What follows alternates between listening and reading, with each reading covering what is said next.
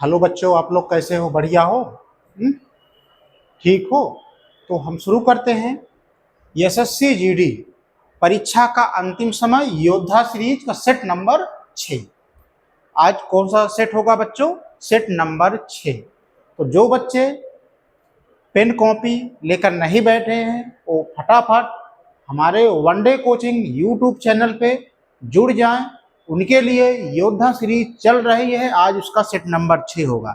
बच्चों, यह SSC GD के लास्ट समय के कुछ महत्वपूर्ण सेट चला रहा हूँ, क्योंकि आपको 27 से आपकी परीक्षा स्टार्ट है। ध्यान रहे बच्चा, यह एसएससी जीडी का पेपर जो मैं प्रैक्टिस सेट करवा रहा हूँ, यह यूपी कांस्टेबल के लिए भी महत्वपूर्ण है, यूपी टेट के लिए भी महत्वपूर्ण है। ऐसा मत समझिएगा कि क्या स्पेशल एसएससी जीडी के लिए। स्पेशल एसएससी जीडी के लिए तो है ही है, यह यूपी कांस्टेबल के लिए भी महत्वपूर्ण है। सेट नंबर 6 के क्वेश्चन शुरू करने से पहले बच्चों, मैं आपको अंतिम समय में कुछ अपने टॉपिक बता दे रहा हूं कि जो बहुत इंपॉर्टेंट है। रही करंट अफेयर, पहले जीएस से शुरू करते हैं। तो बच्चा लोग, आप जीएस पीवाईक्यू देख लीजिए। एसएससी जीडी में पीवाईक्यू कहां कहां से पूछा है, एक बार आप पीवाईक्यू देख लीजिए, उसका एनालिसिस कर लीजिए, ठीक है। उसके बाद एसएससी जीडी में मैं आपको इंपॉर्टेंट क्वेश्चन तो करा ही रहा हूं, लेकिन कुछ मैं इंपॉर्टेंट चैप्टर भी बता दे रहा हूं। इंपॉर्टेंट चैप्टर क्या है? संख्या पद्धति है, औसत है, चक्रित ब्याज, साधारण ब्याज है, लाभ हानि है, अनुपात समानुपात है, नल टंकी पाइप है, इसके बाद मेंसुरेशन है। यह बहुत महत्वपूर्ण टॉपिक है। तो बच्चों लोग, आप इसको 6-7 जो टॉपिक में बताया, इसको आप लोग दिमाग में बैठा करके इसे क्वेश्चन सॉल्व कर लीजिएगा। आपका नंबर जो है, आप रैंक में आ जाओगे, ठीक है। इसके लिए तो मैं इंपॉर्टेंट सेट आपको करा ही रहा हूँ, उसमें कोई दिक्कत नहीं। तो आप लोग जुड़ गए होंगे मेरे हिसाब से। जो बच्चे लाइक नहीं किए, सब्सक्राइब नहीं किए हैं, एक बार थंब दे दें, मैं स्टार्ट करता हूँ। बच्चों लोग, मैं इसमें क्वेश्चन में आपको बहुत मेहनत किया हूँ, ये समझ लो। आप पूरा एनालिसिस करके एक एक क्वेश्चन का, बहुत सारे देखता हूँ लोग यूट्यूब पे कि ये है वो है, पूरा इतना भौकाल बनाए रहते हैं कि आप उनके इर्द गिर्द भौकाल में ही सोचते हो कि बहुत कुछ है। ऐसा कुछ नहीं, वो अंदर से खोखले हो, ये समझ लेना। मेहनत आप क्वेश्चन देख करके कि एक बार आप मिलाइएगा, 27 अप्रैल से जब स्टार्ट होगा कि क्वेश्चन, तब आपको पता चलेगा, ठीक है। तो हम ज़्यादा कुछ नहीं कहना चाहेंगे, बस केवल आप पढ़ने पे फोकस रखो, ईमानदारी से मेहनत करो, डेली 3-4 घंटा मेहनत करो, आराम से सिलेक्शन आपका हो जाएगा। जहाँ चीज़ें ना समझ में आए, आप वीडियो को दोबारा चला करके आप प्रैक्टिस करिए, चीज़ें अपने आप समझ। मेन चीज़ है बच्चों, आप लोग प्रैक्टिस करो, प्रैक्टिस करो। मैं आपको इसमें 2 चीज से लेकर के चल रहा हूँ, एक बेसिक मेथड बता रहा हूँ और एक शॉर्ट ट्रिक बता रहा हूँ। दोनों चीज साथ में लेकर चल रहा हूँ, जो आपकी इच्छा हो वही अप्लाई कर दो। अगर कंपटीशन में बने रहना है, रैंक लाना है, तो बच्चों आपको तो ट्रिक अपनाना ही पड़ेगा, शॉर्ट ट्रिक, ठीक है। शुरू करें, चलो। क्वेश्चन नंबर 1 देखो मेरे भाई। क्वेश्चन नंबर 1,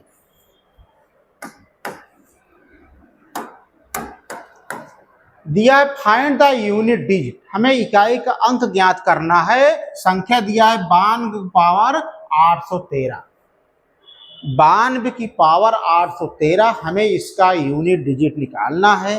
तो सबसे पहले बच्चों, जब भी इस तरह से दिया हो, आप क्या करोगे? जो पावर है उसको आप 4 से भाग दे दोगे। किससे भाग दोगे? 4 से। तो 4 दूना 8, 1 उतारो, फिर 3 उतारो, जब 3 उतरता है तो 0 बढ़ जाता है, 4 तिहाई 12। जब हमने भाग दिया तो रिमाइंडर आ गया 1। रिमाइंडर कितना आ गया दोस्त? 1। जब रिमाइंडर 1 आ जाए तो अब हम संख्या में लास्ट डिजिट लेकर के उसका पावर लगा देते हैं। लास्ट डिजिट बताओ बच्चों क्या है? 2 है, और रिमाइंडर का क्या है हमारा? 1 है, यही हम पावर लगा दिए, ठीक है।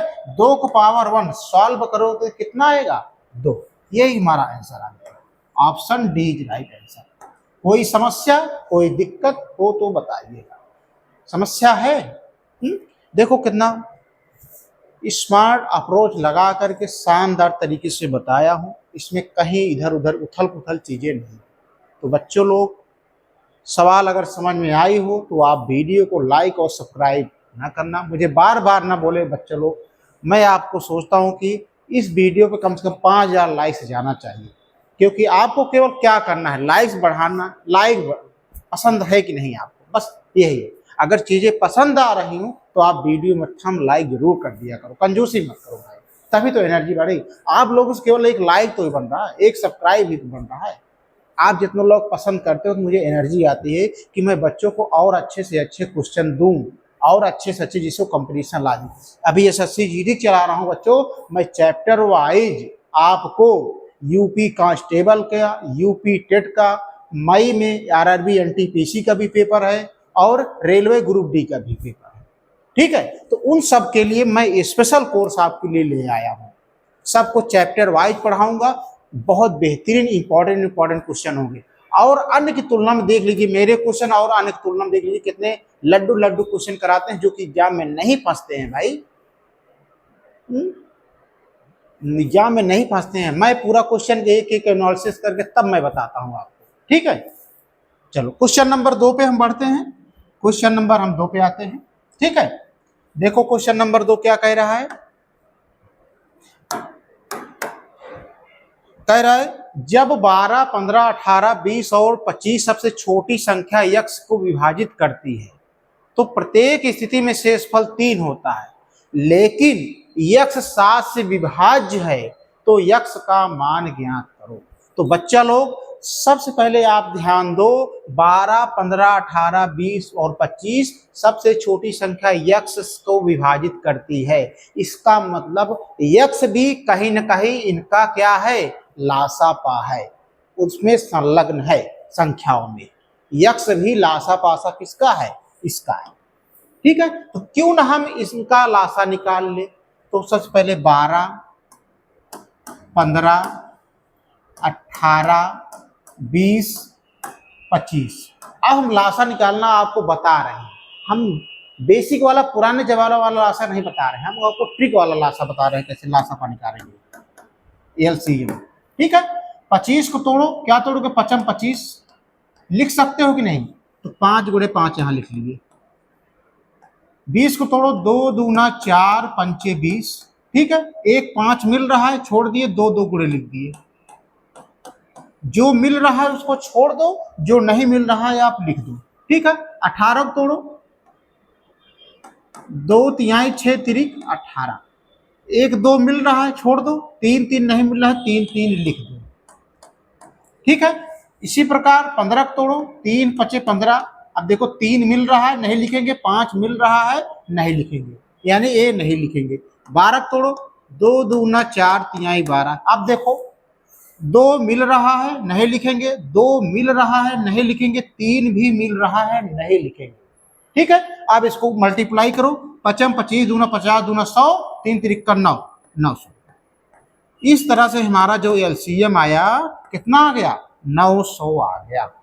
ठीक है, लेकिन कह रहा है प्रत्येक स्थिति में शेषफल 3 होता है, लेकिन यक्ष 7 से विभाज्य होगा। तो बच्चा लोग शेषफल 3 होता है, लेकिन वो 7 से विभाज्य भी होना चाहिए। तो हम अगर 900 में 3 जोड़ देंगे और 7 से काट दें, अगर संख्या कट जाए तो जान लो कि यह संख्या सही है, नहीं तो गलत है। तो कहने का मतलब है 900 प्लस 3 जोड़ दो, शेषफल 3 बच रहा है, उसको जोड़ दो, 903 हो गया। अब इसको किससे विभाजित कर दो, 7 से।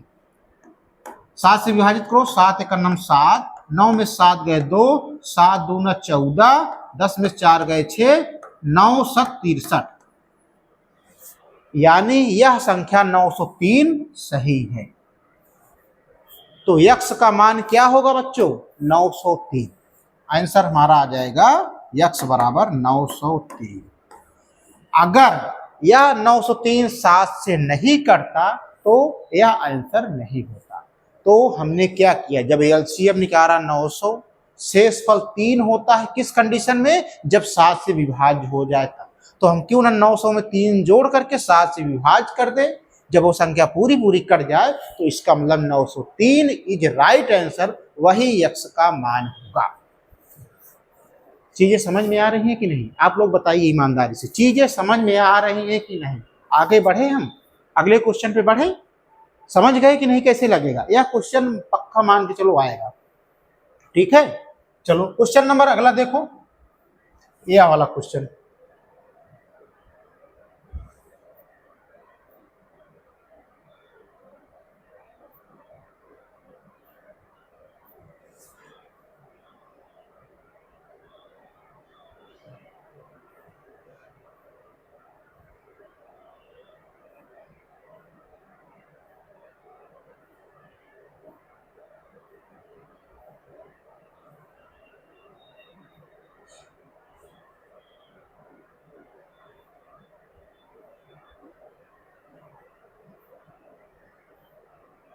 ठीक है बच्चों, यह वाला क्वेश्चन देखो अगला।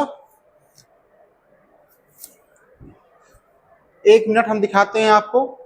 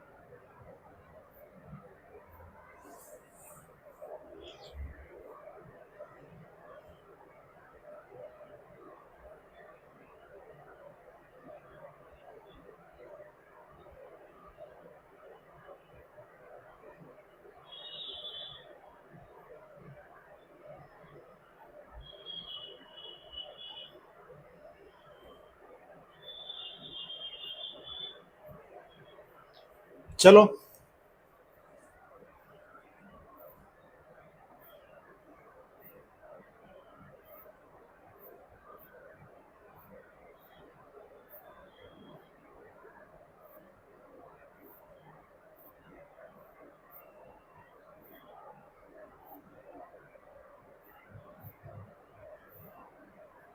चलो ये वाला क्वेश्चन देखो क्या है। फाइंड द वैल्यू ऑफ किसका, 2/1/3 plus 2/3/5 plus 2/5/7 dot dot plus 45/47 ये है, ठीक है। देखो इसका मान ज्ञात करना है, तो सबसे पहले बच्चा लोग क्या करोगे आप बताओ। 2 क्या है बताओ,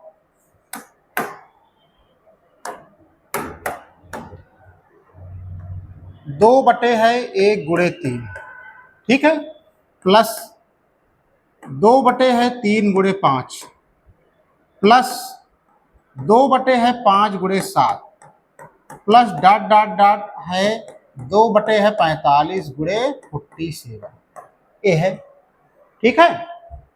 अब देखो ध्यान से लगाओ, थोड़ा भी दिमाग लगाओगे, 3 और 1 का अंतर क्या है, डी 2 है कि नहीं। इसका अंतर क्या है, डिफरेंस 2 है कि नहीं भाई। 5 3 का अंतर कितना आएगा, 2 आएगा। 5 और 7 का डिफरेंस क्या है मेरे भाई, 2 है। 45-47 का डिफरेंस क्या है, 2 है। यानी कुल डिफरेंस जो आ रहा है वो 2 आ रहा है, और ऊपर संख्या क्या लिखी हुई है, 2 2 2।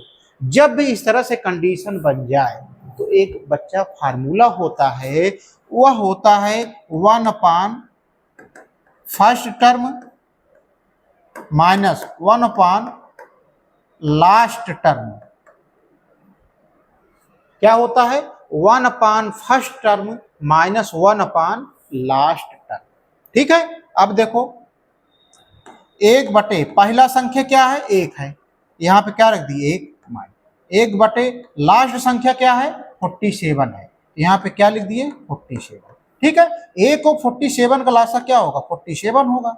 47 से इसमें गुणा करोगे 1 से तो आ जाएगा 47 मेरे भाई, और 1 में 1 से गुणा करोगे ये जाएगा। आप 47 में 1 घटाओगे तो 46 हो जाएगा, और नीचे 47 है। ये देखो कहीं मिल रहा है ऑप्शन में, ऑप्शन में मिल रहा है, ऑप्शन इज राइट आंसर। चीजें क्लियर हुई कि नहीं आपको, ईमानदारी से बताना। कितने सिंपल वे में आपको बता दिया हूँ। बस आपको जब इस तरह से कंडीशन हो जाए तो आपको याद रखना है कि 1 अपान फर्स्ट टर्म माइनस 1 अपान लास्ट टर्म। चीजें आप रख दो, सरल कर दो, आप अपना आंसर पाओ और आगे बढ़ो। ठीक है, चलो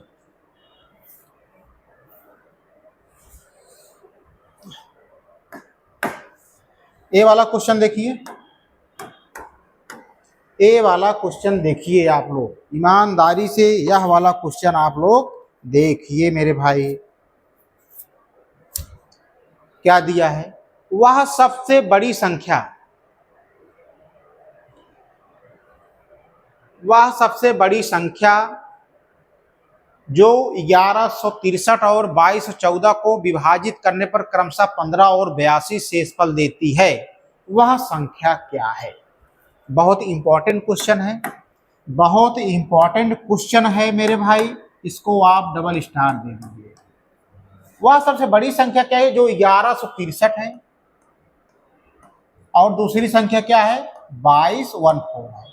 ठीक है, यही तो है। इनका शेषफल कितना दे रहा है? वाली संख्या 15 दे रही है, इसको घटा दो। दूसरी संख्या 82 दे रही शेषफल, इसको घटा दो। तो 13 में से 5 गए 8, इधर हो गया 5 में से गए 2, इधर बचा 1128। ठीक है, इधर क्या बचेगा? 4 में 2 गए 2, 11 में 60 गए 3, इधर बचा भाई 0, 2032। जो हमारी शेषफल संख्या आ रही है हमने उसको माइनस कर दिया। अब इनका आप एचसीएफ निकाल लो। क्या निकालो? एचसीएफ निकालो। अभी हम बता रहे हैं आपको कि कहां पे एलसीएम निकालते हैं, कहां पे एचसीएफ निकालते हैं। पहले ये सवाल तो कंप्लीट हो जाने दो, पहले यह सवाल तो कंप्लीट हो जाने दो दोस्त। देखो 11, 28, 20, 32 किस संख्या से कटेगी बताओ? 4 से काटो। 4 दूना 8, 4 8 32, 4 1 9 4। क्लियर? 4 5 20, 0, 4 8 32। 41 से काटो, कितनी बार जाएगा? 7 7 यहाँ पाएगा, 7 बार जाएगा। ये कितनी बार जाएगा? 41 51, 41 9 बचा भाई 508 को आप 41 से भाग दो, 41 एक बार जाएगा, 6 बार जाएगा, यानी 16 आ गया। अब यह किसी से कटेगी नहीं, अलग अलग कटेगा। ठीक है, तो हमारा जो एचसीएफ आया क्या आएगा? 4 और 41 गुणा कर लो इसको, 4 1 9 4, 4 4 16। तो हमारा आंसर आ गया मेरे भाई 164। Option D is right answer, option D is right answer. अब यहाँ पे आप लोग ट्रिक नोट करो। अब मन में बहुत सारे कंफ्यूजन होंगे आप लोगों को कि सर कहीं कहीं आप एलसीएम निकाल देते हो, कहीं कहीं एचसीएफ निकाल देते हो। उसका भी हमारे पास जुगाड़ है, आप लोग चिंता मत करो, उसका भी मेरे पास जुगाड़ है। अब देखो जब कभी भी इस तरह से बने और लास्ट में दे को विभाजित करने पर, जहां को विभाजित करने पर दे दे वहां पे आप एचसीएफ निकालोगे। ठीक है, को विभाजित करने पर वहां पे आप क्या निकालोगे? एचसीएफ निकालोगे। और जहां जस्ट से विभाजित करने पर, से वाला मामला आ जाए, वहां पे आप एलसीएम निकालोगे। ये याद कर लेना, यही इस क्वेश्चन की धुरी है, इस क्वेश्चन की यही धुरी है। जहां पे को शब्द ले ले को विभाजित करने पर, वहां पे एचसीएफ निकालोगे, जैसे ए निकाला। जहां से विभाजित करने पर क्रमशः शेषफल इतना बच रहा है, आप वहां पे एलसीएम निकालोगे। पक्का? आगे बढ़े, चलो ए वाला क्वेश्चन देखो। ए वाला क्वेश्चन आप लोग देखो, दो संख्याएं x और 4x हैं, कोई बात नहीं, और उनका औसत समानुपाती, यानी और उनका औसत समानुपाती इतना है, तो x का मान ज्ञात करो। मीन प्रोपोर्शनल, मध्यान्ह नहीं, मीन प्रोपोर्शनल माने मध्यानुपाती, समझ रहे हो? तो देखो मध्यानुपातिक फार्मूला क्या होता है, कोई बच्चा बताए? √AB। अगर यहीं पे तृतीया अनुपाती पूछ लेता, चतुर्था अनुपाती पूछ लेता, ये याद रखना बच्चों, ये तीन में से एक आपको पूछेगा, चाहे मध्यानुपाती पूछ ले, चाहे चतुर्था अनुपाती पूछ ले निकालने के लिए, चाहे तृतीय अनुपाती पूछ ले निकालने के लिए, तो आपको फार्मूला याद होना चाहिए। तो बच्चा लोग बताओ, मध्यानुपाती कितना दिया है संख्या? 45, 69, 76। भाई हम इसके जगह तो यही लिखेंगे संख्या अंडर रूट। एक मान कितना दिया? दो संख्याएं दिया, एक x दिया है, एक 4x दिया है, तो एक जगह क्या रख देंगे हम? x रख देंगे। b की जगह क्या रख देंगे? 4x रख देंगे। चीजें क्लियर हुई कि नहीं? भाई दो संख्याएं दिया है, तो पहली संख्या a वाली मान लो x है, b वाली क्या है? 4x है। अब चीजें को सॉल्व करो। अब देखो 4x, 4 को क्या लिख सकते हो? 2 दूना 4, अब गुणे x सही है। अब बच्चे लोग बताओ, वर्गमूल में जोड़ा बनता है कि नहीं? ax का जोड़ा हो गया, इसका मतलब 1x बाहर आएगा। 2 का जोड़ा हो गया, 1 2 बाहर आ गया, इसका मतलब 2x आ गया। 2x बराबर संख्या कितनी आ गई? 4 5 6 9 7 6। तो मेरे दोस्त x का मान क्या आ जाएगा? इसमें आप 2 से भाग दो। तो 2 दूना 4, 2 दूना 4, 2 8 16, 2 चौक कितना बार जाए बताओ? 2 दूना 4, 2 दूना 4, 2 8 16, 2 चौक 8, 2 8 16, 2 8 16। आंसर आ गया x बराबर 22 84 88। 22 84 88, option A is right answer. तो यही x का मान आ गया। x का मान क्या आएगा मेरे भाई? 22 84 88। तो आपको इन तीन चीजों में आपको मिल जाएगा। मध्यानुपाती ज्ञात करने के लिए पूछ लेगा, तृतीय अनुपाती ज्ञात करने के लिए पूछ सकता है, और चतुर्थानुपाती। तो आपको चीजें याद होना चाहिए। आगे बढ़े हम, चलो अगले क्वेश्चन पे। देखो पूछ ही लिया ना, पूछ ही लिया, मैं आपके चर्चा कर रहा था, देखो पूछ ही लिया। 28 और 112 का तीसरा समानुपाती माने तृतीय अनुपाती ज्ञात करो। तो तृतीय अनुपातिक फार्मूला क्या होता है? सारे बच्चे बताएंगे। तृतीय अनुपाती का फार्मूला क्या होता है? b² a होता है, b²a। अब बताओ b का मान क्या है? दो संख्या दिया है, तो इसको a मान लो, इसको b मान लो। भाई तो b की जगह पे पुट कर दोगे क्या? 112, तो 112 का स्क्वायर हो जाएगा। एक मान क्या रखोगे? 28 रखोगे। चीजों को सॉल्व करोगे तो 112 दो बार लिख सकते हो भाई, क्योंकि वर्ग है। तो 112 गुणे 112 बटे 28। चीजें सरल करो। अब 2 से काटो, 2 1 2, 2 चौक 8, 2 पंचे 10, 2 6 12। ठीक है, 2 7 14, 2 दूना 4, 2 8 16, 7 चौक 28। ठीक है, 112 में 4 से गुणा करोगे, 4 दूना 8, 4 1 4, 4 1 4। तो आंसर कितना आ गया? 448। Option is right answer. कोई दिक्कत, कोई समस्या? बस आपको फार्मूले याद होना चाहिए कि तृतीय अनुपातिक फार्मूला तो है b²a। चीजें रख दो, सॉल्व कर लो, आराम से मिल जाएगा क्वेश्चन आंसर। आगे बढ़े, चलो। 3 खरीदें 2 मुफ्त पाए। 3 खरीदें 2 मुफ्त पाए, गजब का सवाल है ये, बहुत इंपॉर्टेंट क्वेश्चन है। अभी से 3 स्टार मैंने इसको दे दिया। 3 खरीदे 2 मुफ्त पाए, यह कितने प्रतिशत की छूट दी जा रही है? यहाँ पे कितने प्रतिशत की छूट दी जा रही है? तो बच्चा लोग सबसे पहले देखो, 3 समान है, 1 हो गया, 2 हो गया, 3। 3 खरीद रहे हो, 3 खरीदे 2 मुफ्त पाए। मुफ्त वाला कितने हैं? 2 हैं। ठीक है, तो टोटल संख्या कितनी है वस्तु की? 5 है कि नहीं? इसका मतलब क्या हुआ?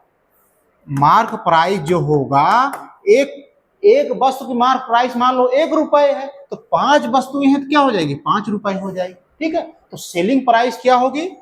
एसपी। कितनी चीजें बेची जा रही है भाई? 3 चीजें बेची जा रही, तो 3 हो जाएगा। मेरे कहने का मतलब है यहाँ पे मार्क प्राइस 5 वस्तुओं का रहेगा, लेकिन सेलिंग प्राइस 3 वस्तु की लिखी जाएगी, क्योंकि 3 सेल कर रहे हो, 2 मुफ्त में पा रहे हो। तो टोटल जो वैल्यू है 5 होगी, और सेलिंग प्राइस यानी विक्रय मूल्य 3 होगा। अब इसका डिफरेंस क्या है बताओ? 5 में 3 गए 2, ठीक है, किस पे मिल रहा है? 5 पे। तो 100 पे कितना मिलेगा? 5 दूना 10, 0, 20 दूनी 40%।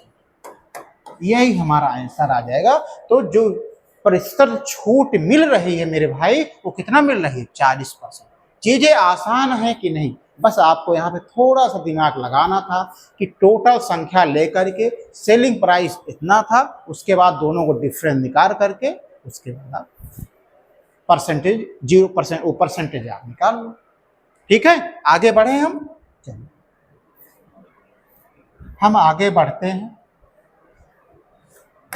चलो, फाइंड द वैल्यू, मान ज्ञात करो। मान ज्ञात करो किसका? 0.516 का बार। इसके ऊपर जो टोपी लगी रहती है उसको क्या बोलते हैं मित्र? बार बोलते हैं। ठीक है, अब इसको कैसे सॉल्व करेंगे? इसको सॉल्व करने से पहले मैं आपको 3 पॉइंट बता रहा हूं, उसको आप नोट कर लो, कहीं ना कहीं काम आएगा ट्रिक। पहला है 0 पॉइंट अगर P के ऊपर बार लगा तो आप क्या लिखोगे? इसको लिखोगे P/9। P/, दूसरा नंबर 0.PQ। अगर दोनों के ऊपर बार लिखा हो तो क्या लिखोगे? PQ बटे, दोनों के ऊपर बार लगा है ना, तो यानी 2 बार 9। ये चीजें क्लियर होना चाहिए। तीसरा पॉइंट जो है 0.PQR, अगर 2 के ऊपर बार लगा है तो क्या लिखोगे? जब 2 इस तरह से कंडीशन आ जाए तो लिखोगे PQR माइनस P। जिसके ऊपर बार नहीं लगा है उसको आप हटा दोगे, और बटे QR 2 के ऊपर बार लगा है 2 9 लिख दोगे, माइनस एक या सॉरी माइनस यहाँ पे 0 बढ़ा दोगे। ए समझो पहले, पॉइंट PQR, QR के ऊपर बार लगा है तो PQR माइनस जिसके ऊपर बार नहीं लगा वो संख्या घटा दोगे, बटे जिसके ऊपर बार लिखा है 2 बार 9 लिख दोगे, जिसके ऊपर बार नहीं लिखा है आप 0। यही 3 ट्रिक है आप।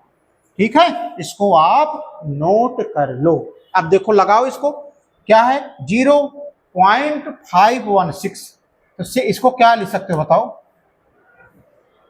इसको लिख सकते हो 516 माइनस, क्या घटाओगे? 2, जिसके ऊपर बार नहीं लगा वो घटा दो पूरी संख्या, बटे जिसके ऊपर बार लगा वहां पर 9 लिख दो, और जितने ऊपर बार नहीं लगा वहां पर उतना 0 बढ़ा दो।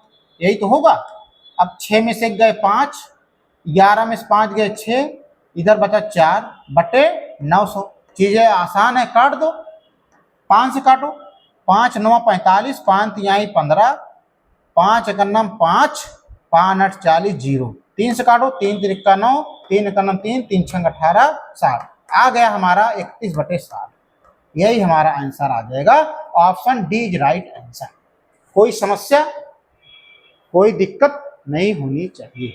समझ में आ गया कि नहीं आप लोग? ये 3 पॉइंट आप याद कर लो, इसी के अनुसार आप समझो। ठीक है, आगे बढ़े हम। चलो,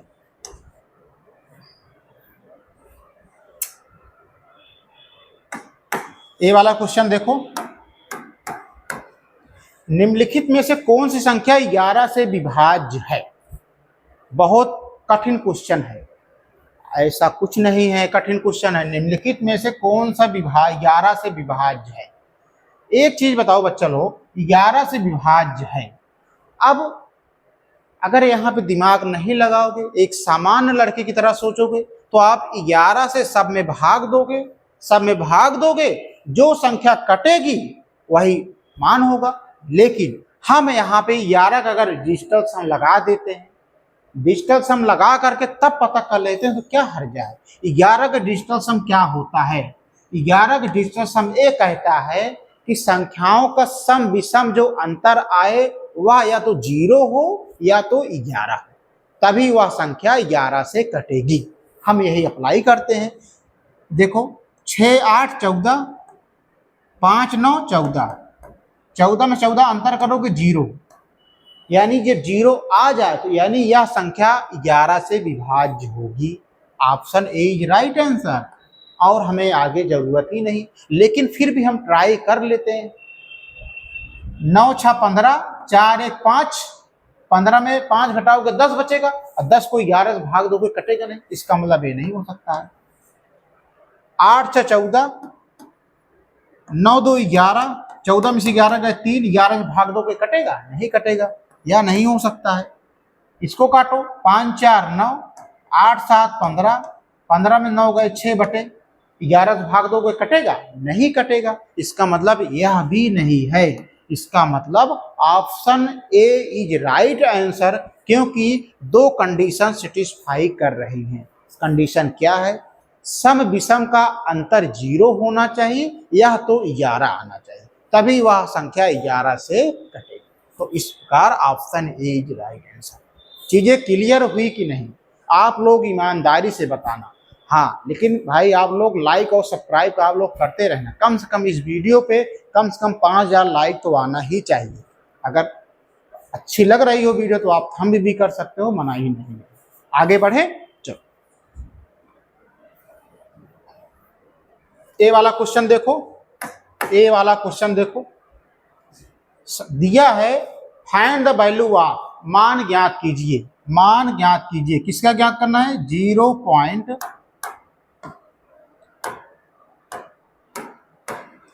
0.427 के ऊपर बार लगा है। तो मैंने अभी हाल ही में सवाल बताया था इस नियम, जिसके ऊपर बार लगा है क्या करोगे? इसको 427, जिसके ऊपर बार नहीं लगा है उसको संख्या घटा दो 42 बटे, जिसके ऊपर बार लगा है उसको 9 लिखो, जिसके ऊपर बार नहीं लिखा है उसमें 0 अपना बढ़ा दो, 0 बढ़ा दिया, ठीक है। अब 427 में 42 घटाओ, 7 में 2 गए 5, इधर हो गया 12 में 4 गए 8, यहाँ बचा 3, 385 बटे कितना आ गया? 900। अब काटो इसको, अब काटो इसको भाई, घटाओ 427 माइनस 42, सॉरी यहाँ पे 2 है। आप लोग देखो ध्यान नहीं देते हो, आप लोग ध्यान नहीं देते हो, क्यों नहीं ध्यान देते हो? गलत करवा देते हो। देखो भाई 2 है, समझ रहे हो कि नहीं? अब देखो इसको लिख सकते हो 427 माइनस, जिसके ऊपर बार नहीं उतना आप घटा दो, 4 घटा दो बटे कितना 9 लिखा जाएगा? जिसके ऊपर बार है उतना 9 लिखा जाएगा। 2 संख्याओं के ऊपर बार है 2 9 लिखा जाएगा। अब कितने ऊपर बार नहीं है? एक संख्या के ऊपर बार नहीं, इसका मतलब 0 बढ़ाएगा, ठीक है। 427 में 4 घटाओगे कितना आएगा? 7 में 4 गए 3, 2 423 और बटे क्या आ जाएगा? 990। कहीं मिल रहा है कि नहीं? Option C is right answer, option C is right answer. तो इस चीजें अगर आप आ जाएंगी तो आप लोग लगा लोगे कि नहीं? अगर बार वाली सवालें मान याद करने के लिए आ जाएंगी, मेरे हिसाब से मैं 6 सेट में बहुत सारे इस तरह से सवाल लगा दिया हूं, आप लोग को भूलना नहीं पड़ेगा, आप लोग भूलिएगा, ठीक है, माइंड में बैठा दीजिए। मैंने 3 कंसेप्ट भी बताया हूं, उसको उस तरीके से अगर आप लगाओगे तो चीजें आसान कर लोगे, कोई बहुत बड़ी बात नहीं। आगे बढ़े, चलो क्वेश्चन नंबर हम 11 पे आते हैं। ए वाला क्वेश्चन देखो, ए वाला क्वेश्चन आप लोग देखो, चलो इंपॉर्टेंट है।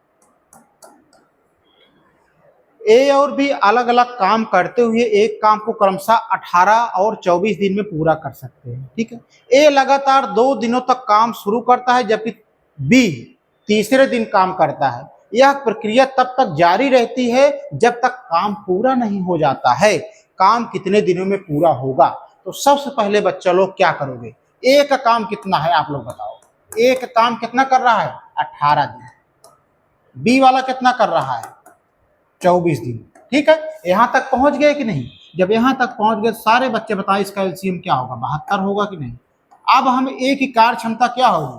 कार्य क्षमता निकालने के लिए हम 72 में 18 से भाग देंगे तो 18 × 72 आ गया, ठीक है।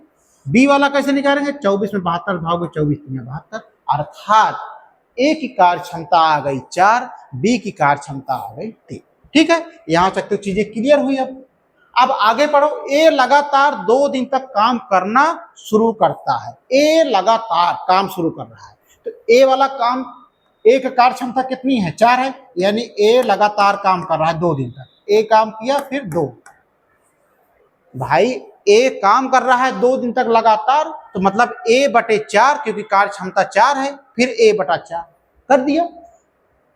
ए लगातार 2 दिनों तक काम शुरू करता है, जबकि बी तीसरे दिन, बी भाई साहब आ रहे हैं तीसरे दिन, 1 2 ये तीसरा दिन कितना कर रहे हैं, तीसरे दिन काम करते हैं। बी का कार्य काम है क्या है, 3 है।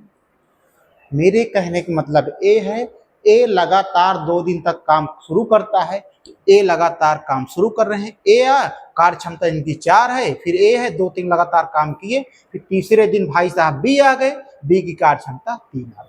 क्लियर, तीसरे दिन काम करता है। यह प्रक्रिया तब तक जारी रहती है जब तक काम पूरा नहीं हो जाता। यह प्रक्रिया तब तक जारी रहती है जब तक काम पूरा नहीं हो जाता है। देखो 4 4 8 3 11, टोटल कार्य 11 हो गया, और कितने दिनों तक था, 3 दिन तक। भाई 1 काम 2 काम 3 काम, 3 दिन तक चला काम। ठीक है, 3 दिन तक काम चला। अब देखो टोटल 72 करना है, टोटल 72 करना है, तो ऐसा क्या करें कि 72 तक पहुंच जाए।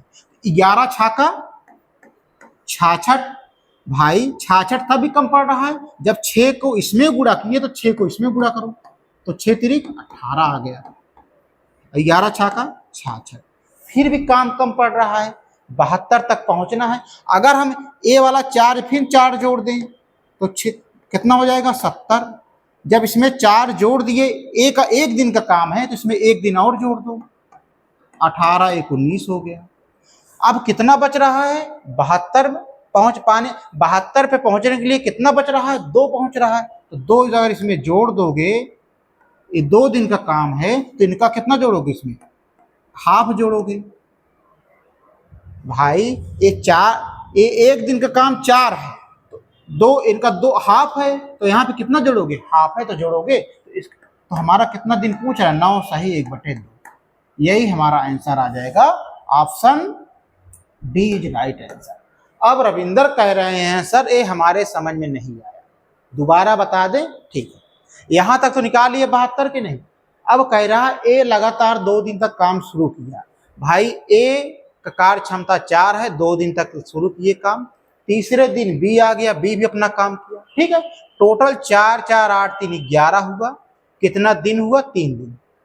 ठीक है, अब हमें टोटल 72 तक पहुंचना है, तो उसमें क्या लिखा है, यह प्रक्रिया तब तक जारी रहती है क्रम से जब तक काम पूरा नहीं हो जाता। तो काम कितने दिनों में पूरा, भाई पहले 2 दिन ए करेंगे, फिर तीसरे दिन बी करेंगे, फिर 2 दिन ए करेंगे। यह प्रक्रिया जब तक जारी रहेगी जब तक हम 72 तक पहुंच ना जाएं।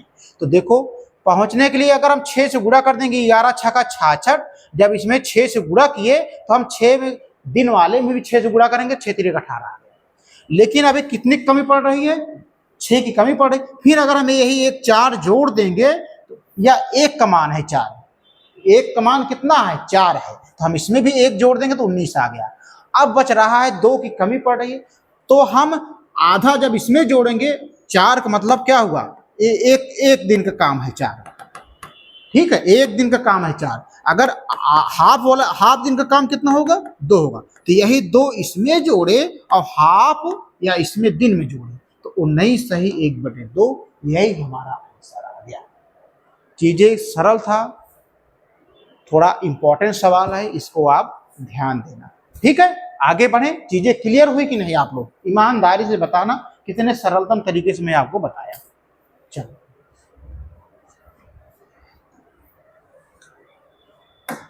ये वाला क्वेश्चन देखो, दिया है 144/33, ठीक है, ऑफ 11/12, ठीक है, माइनस 132/13 ऑफ 52/12, यही दिया है। तो सबसे पहले क्या करो, यहाँ पे आप ब्रैकेट लगा दो। ठीक है, यहाँ पे आप ब्रैकेट लगा दो। चीजें क्लियर। अब देखो 144/33, आपको मतलब क्या होता है, गुणा होता है, गुणा 11/12, काटो 11 3 33, 12 बराबर में 144, 3 4 12, यानी पूरा कट पिट गया तो कितना आ गया, केवल 4 आ गया, माइनस। ठीक है, अब देखो 132/13, आपका मतलब गुणा होता है 52/12, इसको आसान सरल करो, 13 चौका 52, 4 तिहाई 12, 3 चौक 12, 3 चौक 12, कितना आ गया 44। अब बच्चा लोग बताओ 4 में 44 घटाओगे कितना आएगा -40। यही हमारा आंसर आ जाएगा, option B is right answer. आप मान निकाल लोगे कि नहीं आप लोग? चीजें सरल कर लोगे कि नहीं? बस आपको यहाँ पे एक चीज समझना था, आपको मतलब क्या होता है का, आपको मतलब गुणा, सॉरी आपको मतलब क्या होता है गुणा। ठीक है, हम आगे बढ़ सकते हैं। ए वाला देखो, ए वाला आप लोग देखो,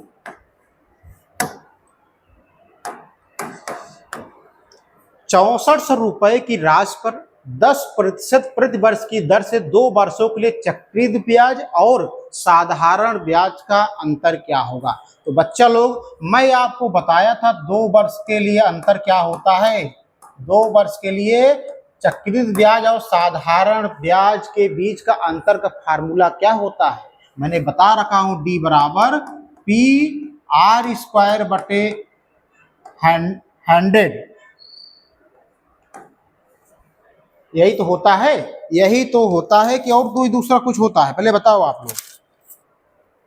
10 का वर्ग होता है भाई, क्या होता है? 10 का वर्ग। फिर से आप लिख दो, फिर से आप लिख दो, याद नहीं है चीजें आप, पी आर बटे 10 का होल स्क्वायर। ये हमारा फार्मूला होता है किसके लिए? जब 2 वर्ष का हो तब। अब यहाँ पे देख लो 3 वर्ष के लिए, 3 वर्ष के लिए भी पूछ सकता है। 3 वर्ष के लिए, 3 वर्ष के लिए मतलब क्या हुआ? चक्रवृद्धि ब्याज और साधारण ब्याज का अंतर 3 वर्ष के लिए भी पूछ सकता है। तो उसका फार्मूला भी होता है डी पी आर बटे 10 का स्क्वायर गुणे 300 आर बटे 100। ये होता है किसके लिए होता है? 3 वर्ष के लिए। 3 वर्ष के लिए यह होता है, 2 वर्ष के लिए होता है। अब डिफरेंस निकाल लो, आप डिफरेंस अब निकाल लो। तो डिफरेंस क्या आ जाएगी? पी, मूलधन कितना दिया है? 6400। आर का मान कितना दिया है? 10। 10 का वर्ग कर दो बटे 100 है ही है।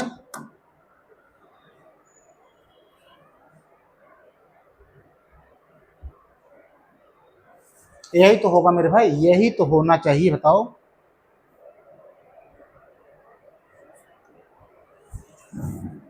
यहाँ पे 100 होगा, 100, ये 100 है, 100 का वर्ग। ठीक है, फार्मूला क्या होता है? डिफरेंस। डी बराबर पी ब्रैकेट में आर बटे 100 का होल स्क्वायर, यह फार्मूला होता है। अब देखो सरल करो इसको, 6400 10 दहाई 100 बटे इसका कितना 4 जीरो बढ़ा दो भाई, 100 का वर्ग करोगे तो 10 4 जीरो बढ़ेगा ना। अब देखो काट दो, 2 जीरो 2 जीरो, नीचे 4 जीरो कैंसिल, तो हमारा क्या बचा? केवल 64। यही हमारा आंसर आ गया, 64 रुपए। तो हम 2 वर्ष के लिए अंतर का फार्मूला ए लगाएंगे, 3 वर्ष के लिए अगर पूछ रहा है तो ए वाला लगाएंगे। चीजें आसान है कि नहीं? फार्मूला बेस्ड है, आप लोग सरल कर लोगे, इसमें ज्यादा दिक्कत नहीं आएगी। बस आपको याद रखना है कि 2 वर्ष के लिए जो अंतर क्या होगा और 3 वर्ष के लिए अंतर क्या होगा। आगे बढ़े हम।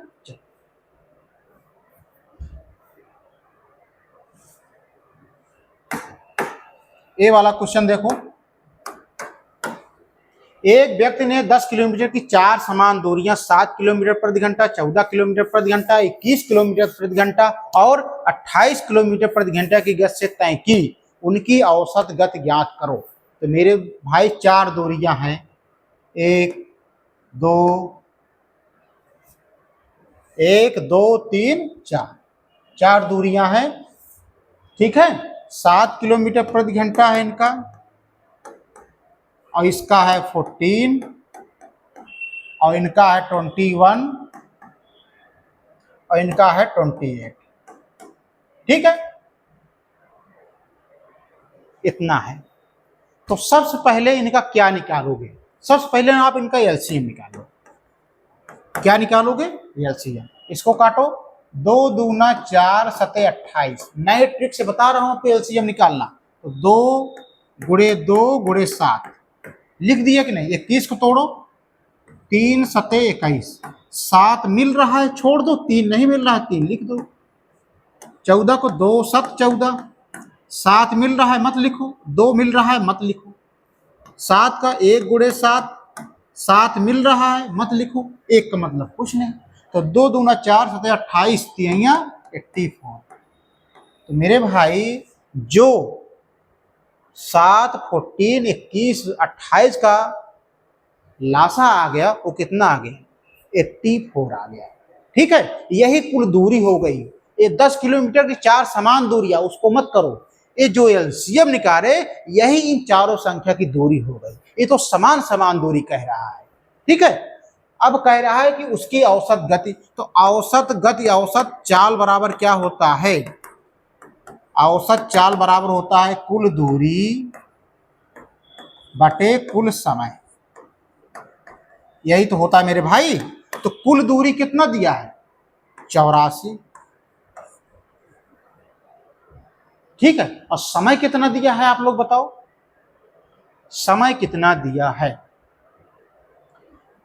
7 किलोमीटर पर आवर है तो सब, और एलसीएम कितना है 84। तो 84 में आप 7 से भाग दे दो, तो 7 एकन्नम 7, 8 में 7 गए 1, 7 दूनी 14।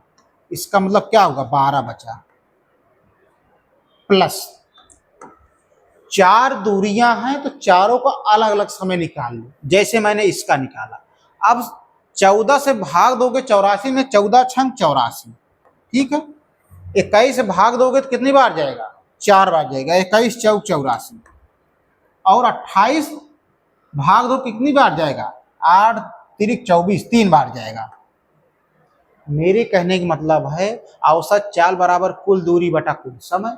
कुल दूरी तो मालूम हो गई 84, लेकिन समैया नहीं मालूम है, तो समैया कैसे ज्ञात करोगे। जो ये 4 खंड हैं, जो 4 खंड का मान आया है, ये दूरी से आप भाग दे दोगे तो हमें समय मालूम हो जाएगा। ठीक है, तो 84 बटे 12, 12 6 18 4 22 3 25।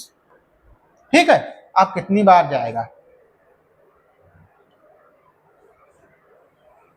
बताओ,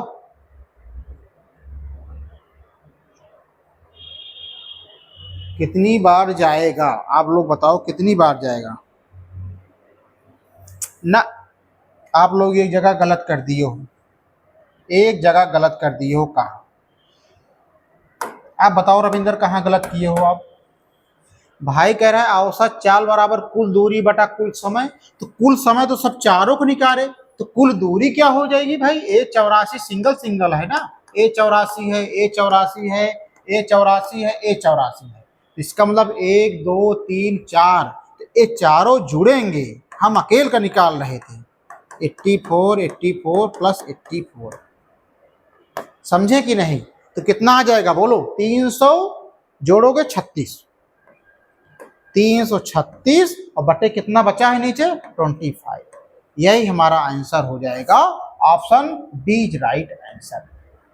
बच्चा आप लोग को समझ में आया कि नहीं, मैं समझ रहा हूँ आपको कहाँ गलती होगी, आप यही 10 वाला कंफ्यूजन कर रहे होंगे, तो वो वाला आप भूल जाइए। सबसे पहले आप 4 दूरी बनाइए, सबका 10 किलोमीटर की 4 समान दूरियां, 7 14 21, इनका आप एलसीएम निकाल लोगे तो आ जाएगा 84। यही 84 एक एक संख्या, एक एक संख्याओं की दूरी है, 84 84 84 84। ठीक है, तो औसत चाल बराबर कुल दूरी बटा कुल समय। कुल दूरी क्या है, 84 84 जोड़ दो। कुल समय कैसे निकाले, एक संख्या से 84 में भाग दोगे तो 12 आ गया, सेम तीनों को अलग से निकाल लो तो आ गया 25 टोटल। तो 336 बटे 300 सॉरी 25, यही हमारा आंसर आ जाएगा। ठीक है, चीजें क्लियर हुई कि नहीं, आगे बढ़े हम। चलो,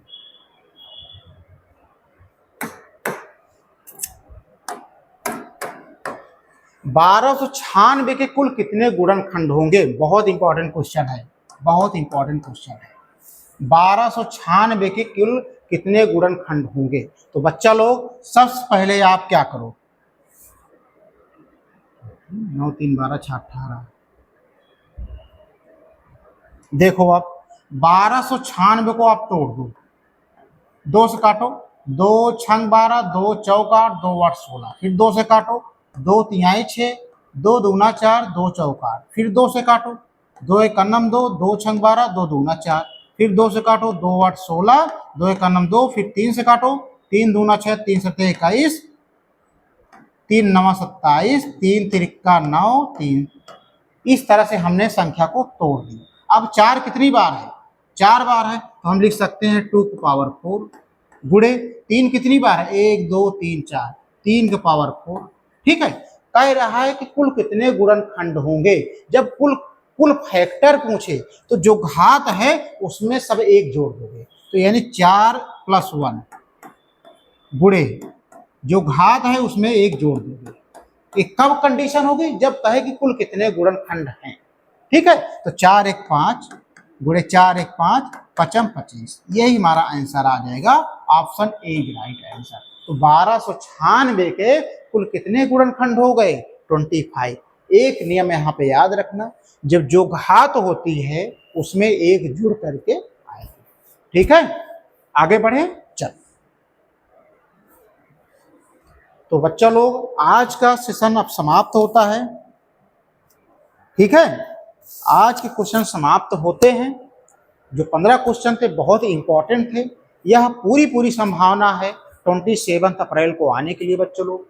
तो आपको जो इसमें चीजें क्लियर नहीं हुई, आप वीडियो को दोबारा देख करके समझ लीजिए। फिर भी अगर नहीं समझ में आता है तो आप कमेंट में कमेंट करिएगा, मैं आपको जरूर उसका कल कर दूंगा। तो बच्चों लोग कल 15 क्वेश्चन के साथ कल 20 क्वेश्चन लेके आएंगे, बहुत इंपॉर्टेंट, क्योंकि ज्यादा दिन तक आपको समय रह नहीं गया। कल 20 क्वेश्चन लेके आएंगे, बहुत इंपॉर्टेंट। आप बने रहिए, मन लगा के पढ़ते रहिए। देखो, मैं आपको मेहनत कराना चाहता हूँ, मैं इधर उधर की कूड़ा करके तरह सवालें नहीं देना चाहता हूँ जो फिजूल की इधर उधर की हो, कुछ नहीं, कोई भौकाल नहीं। बस मेरा काम है आपको अच्छे से अच्छा कंटेंट देना जो एग्जाम में आपके पूछे। मेन मतलब क्या है? आपको नौकरी लेना है, आपको नौकरी करना है। उसके लिए क्या चाहिए? अच्छा कंटेंट चाहिए, अच्छे पढ़ाई चाहिए, अच्छी लगन होनी चाहिए, अच्छे ट्रिक होने चाहिए समझने के लिए। ठीक है, बस। तो कल इजाजत दीजिए, कल मिलते हैं।